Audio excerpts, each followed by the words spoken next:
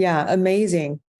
And I know there's a bit of a different approach when it comes to injecting ozone and mixing with the blood. So there are two camps, mainly. I think one is to draw the blood out and mixing with the blood. You can do it in just regular, one pass system or the popular 10 pass. But the other way, that's promoted by certain doctors, actually inject the ozone gas directly into the bloodstream. And I know that you are not a big fan of that. So maybe you can explain a little bit, why you don't think that's, the best approach, although definitely some practitioners swear by it. Yeah, there's no doubt that it works. Okay, it does work. It just doesn't work very well, but it's very clear that it works. I think a lot of practitioners are excited by the fact that it's a lot simpler procedure. I won't say it's a lot simpler, it's just simpler. Mm-hmm. And so you just put a needle into the vein, take a syringe of ozone gas, and very slowly inject it into the vein. Yeah. And it's going to create little embolisms. It's going to create some irritation to your lungs. You're going to start coughing. You get a rapid heart rate and such like that. You go slowly, you don't get as many of those things. There is one complication is if you happen to have a patent, what they call a patent arterioductus, there's a little hole between the hearts. And it's quite common. Something like 15% of people have this. It's a hole between the two chambers in the heart. If you have that, and one of these ozone bubbles gets through that hole into the other side of the heart, it can go to the brain and kill you. So the only time we have ever seen anybody die from ozone therapy is using that technique. That technique has a certain amount of danger to it, and it's uncomfortable, and it's kind of time consuming, and it's very limited on how much ozone you can give. Normally, you couldn't give more than, say, 2 milligrams of ozone, but using that technique, it's just the body can't take it. On the other hand, if we use the proper technique, the one you mentioned where you pull the blood out, treat the blood directly, and then put the treated blood back in, you can use 400 milligrams of ozone. You go from 2 milligrams to 400 milligrams. And in many cases, diseases are not fixed adequately until you get to the higher doses. And you can't do that with that technique. So the American Academy of Ozone Therapy really discourages, and in fact, we forbid our members to use that particular technique because it's way less efficient. There's a certain amount of danger, and it's uncomfortable, and it takes a lot of time because the doctor's got to sit there. In order to get that 2 milligrams in, he's got to sit there for like maybe 20 minutes and very slowly inject the gas in, because you can't put it in too fast or you'll knock the person off. I see. So it's just not a good way to go. It's not efficient. Okay. Yeah, I've heard some, thoughts on this by some practitioners that they think that injecting directly into the bloodstream allows a more dynamic exchange, that you are able to, over the time, maybe of half an hour, you're touching the entire circulatory system instead of just the portion of blood that you were able to mix. Well, that's just not true.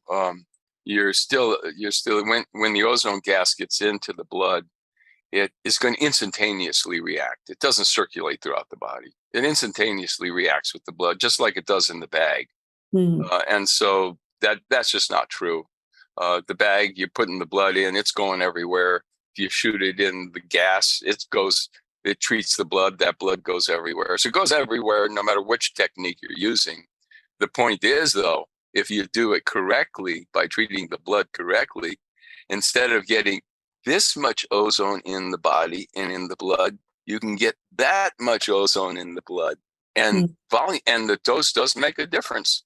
You get higher doses, you can do things that you can't do with these tiny little doses that some of these doctors use. Yeah. Okay. So what about the other methods? People are using ozonated water, ozonated oil, and then they are doing ear insufflation or vaginal rectal. methods. What are your thoughts on, first of all, like ozonated water? Okay, so you can ozonate water. And when you do that, means you bubble in the ozone gas. You're bubbling it through water. So imagine a glass of water with a little bubbler at the bottom, and you're bubbling the gas through the water. And as that's happening, what's the gas itself is getting trapped in the water. So it's analogous to what happens to a soda pop. So in a soda pop, you have CO2 gas trapped in the water. Now, if you it's under pressure in there. So if you unscrew the top of the bottle, that CO2 gas is gradually going to come out of the liquid. It might take 2 hours or something, and then you go back and you taste it, and it's flat, meaning the CO2 is evaporated out of the liquid. Ozone's like that. When you ozonate water, the ozone is actually in the water. Now, you have to drink it right away, because if you don't drink it right away, the ozone, and you let that glass sit there for half an hour, the ozone will come out of the water the same and quote, turn flat, if you will. But once you bubble the ozone through the water, you got actual ozone gas in that water. So then you drink that water, and you just drank ozone gas. Now it's going to get into your body primarily right through your stomach, but it'll also get into the small bowel. And when it's in the stomach and in the small bowel, if there's any bacteria there, any that are undesirable, anything not quite right there, it'll kill it. End of story. The other thing is that gas will get absorbed into your bloodstream. And so it is a way to treat the blood and the entire body by drinking it. Not nearly as powerful as treating blood directly, but really easy to do. And this is something that lay people can do at home. The listener should know you can go and buy your own ozone generator and treat yourself and your family, and probably get rid of half the trips you need to go to ever see a doctor. So viruses, it's the death sentence to viral infections. So you have that at home, you learn how to use it, you start coming down with a cold or flu, or one of your kids does or something like that. You can knock it out with the ozone. And I'll just give you a little plug. I wrote a book called The Ozone Miracle. You can get it on Amazon.com, and it's also available on Kindle. So that book is specifically written for lay people for two things. One is how they can use ozone at home on themselves and their family. And two is explaining to them the wonders of all these things I've been talking about how well it works and what the mechanism of action is. But yeah, so that's one way to get ozone in, is bubble it through water and drink the water. You can also bubble it through water and give the water intravenously. Oh. Yeah, and you can get way higher doses. Yeah. You can get way higher doses than drinking it. I see. And it's directly into the bloodstream. Yeah. I've seen people, practitioners doing that. Yeah. Just ozonate the water. The IV fluid. Yeah. So what's handy about that is sometimes we have patients come in and their veins are no good. Yeah.